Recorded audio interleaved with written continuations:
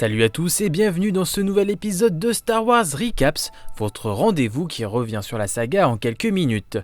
Prenez votre machine à remonter dans le temps, aujourd'hui on repart dans les années 70 lors du développement d'un nouvel espoir, encore appelé simplement Star Wars. À l'époque.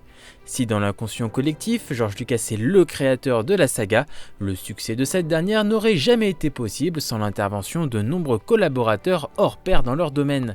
Alors que le producteur Gary Kurtz et l'équipe d'ILM sont souvent cités, beaucoup de monde oublie l'implication cruciale de Marcia Lucas. My name is Marcia Lucas and I edited Star Wars. Sans l'avis avisé de l'ex-femme de George Lucas, qui eut un rôle crucial sur le montage final, le premier film de la saga aurait pu être bien différent dans sa dramaturgie et sa narration. Oh, cela me fait penser. Saviez-vous par exemple qu'il était prévu qu'Obi-Wan Kenobi survive à la fin du film lors de l'écriture du scénario ? En effet, à la lecture du script de son mari, Marcia se rendit compte que le vieux Jedi n'avait plus aucun rôle à jouer dans l'histoire après son duel contre Dark Vador. Elle suggéra donc ainsi de le tuer purement et simplement pour amener non seulement de l'émotion, mais également faire avancer l'histoire de Luke Skywalker dans son parcours de Jedi et augmenter la menace que représente Dark Vador. Le spectateur découvre également à ce moment un nouveau pouvoir de la Force lorsqu'Obi-Wan communique avec son apprenti depuis l'au-delà.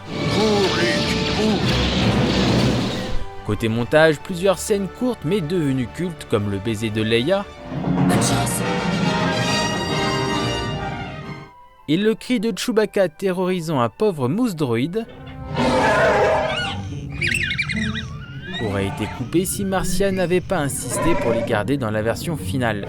Mais là où Marcia Lucas a définitivement posé son empreinte sur le film et le dernier acte de ce dernier, à la base l'Étoile Noire n'était pas forcément sur le point de détruire la base rebelle et les héros menaient un raid simplement pour la détruire plutôt que pour assurer leur propre survie. Et ce n'est pas tout. La bataille finale devait être beaucoup plus longue et Luke Skywalker ne devait pas faire un mais deux passages dans la tranchée de l'Étoile Noire après un premier échec utilisant l'ordinateur de visée. Luke fait appel à la force. Après 8 semaines enfermés dans une salle de montage où les pellicules de film jonchaient littéralement le sol, Marcia Lucas livre une version condensée de la bataille de Yavin en supprimant les interventions superflues de pilotes rebelles et en y incluant bien plus de tension et d'émotion. Elle dit ainsi à George Lucas que si le public n'applaudissait pas à la seconde où Han Solo arrivait à la rescousse à bord du Faucon Millenium, le film serait un échec. La route est dégagée, petit gars, fais-moi péter cet engin géant.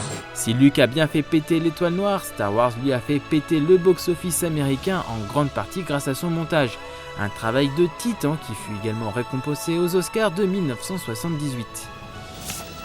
The winners are Paul Hirsch, Marcia Lucas and Richard Chew for Star Wars. On espère vous avoir appris de nouvelles choses sur le tout premier Star Wars et on vous dit à très vite pour un prochain épisode de Star Wars Recaps.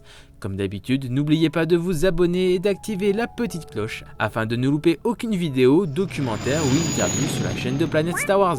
Allez, salut!